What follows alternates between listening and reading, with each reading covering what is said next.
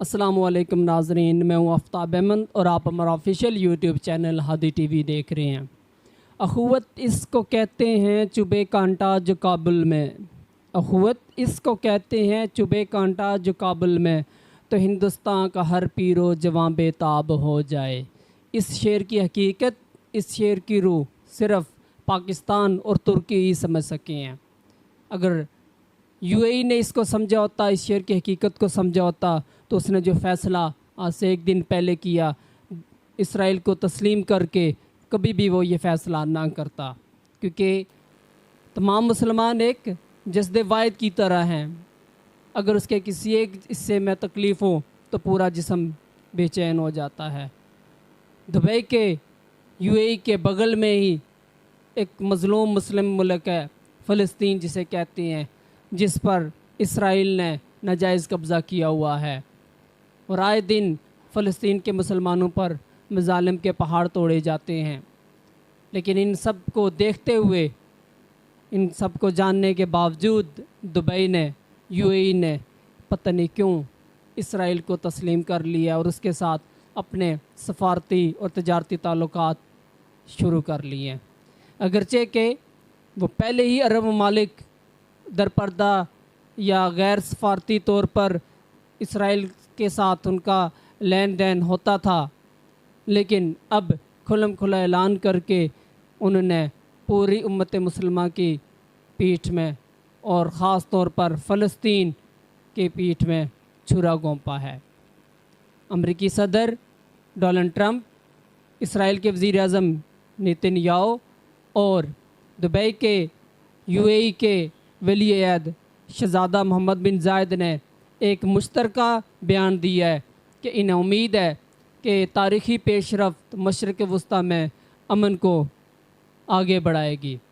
इसके नतीजे में उन्होंने मज़ीद कहा कि इसराइल मकबूजा मगरबी किनारे के बड़े हिस्सों को मुंसलिक करने के अपने मंसूबे को मुअत्तल कर देगा। लेकिन इसराइल का ये कहना कि हम अपनी सरज़मीन से पीछे नहीं हटेंगे, हम इन इलाक़ों को अपने साथ मुंसलिक करने के लिए ताख़ीर तो ज़रूर कर लेंगे, लेकिन इनसे पीछे नहीं हटेंगे।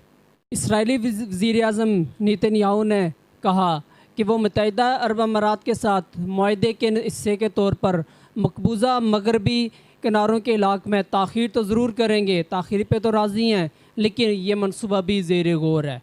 उन्होंने कहा कि अमरीकी सदर डोनाल्ड ट्रंप के साथ मुआहदे में उन्होंने मगरबी किनारे के साथ इहलाक के मंसूबों को मौखर तो किया था, लेकिन वो अपनी सरज़मीन के हुकूक़ से पीछे नहीं हटेंगे, अपने सरज़मीन के हुकूक़ से दस्तबरदार नहीं होंगे। नाज़रीन, इसके रद्दमल के नतीजे में तुर्क सदर तैयब एर्दोगान ने मुत्तहिदा अरब अमारात के साथ ला ताल्लुकी का ऐलान किया है।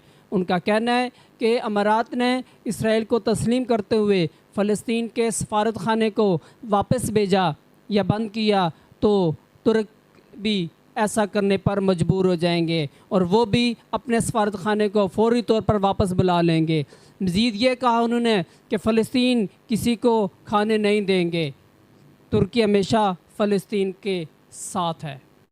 इधर पाकिस्तान ने भी इस पर शदीद तहफ़्फ़ुज़ात का इज़हार किया और शदीद रद्द-ए-अमल का इज़हार किया है। पाकिस्तान ने वैसे भी इसराइल को कभी ना तस्लीम किया और ना कभी तस्लीम करेंगे। शुरू से ही पाकिस्तान और इसराइल आपस में एक दूसरे को तस्लीम नहीं करते। इसका सबूत कायद-ए-आज़म को जब 1948 में इसराइल के पहले वज़ीर-ए-आज़म डेविड बिन गोरियान का टेलीग्राम मौसूल हुआ तो आपने इस टेलीग्राम को इग्नोर करते हुए इसका जवाब नहीं दिया था और कायद-ए-आज़म का कहना था कि इसराइल जो है मगरब का नाजायज़ बच्चा है, हम इसे कभी तस्लीम नहीं करेंगे। पाकिस्तान के पहले वज़ीर-ए-आज़म लियाकत अली ख़ान जब अपने पहले दौरे पर अमेरिका गए तो वहाँ पर कुछ ताजर हज़रात ने इसराइल को तस्लीम करने और उसके साथ ताल्लुकात पर माशी और इक़्तिसादी फ़वाइद बताए तो आपका कहना था gentleman our souls are not for cell.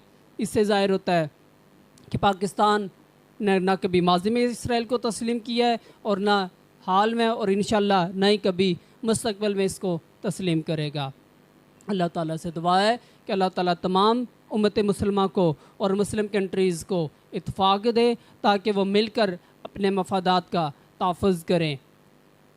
आप नाज़रीन इस वीडियो को ज़रूर शेयर कीजिएगा ताकि हम इसराइल के ख़िलाफ़ अपना एहतजाज, पाकिस्तानी अवाम के एहतजाज जहाँ तक हो सकता है रिकॉर्ड करवाएँ। शुक्रिया। अल्लाह हाफ़िज़।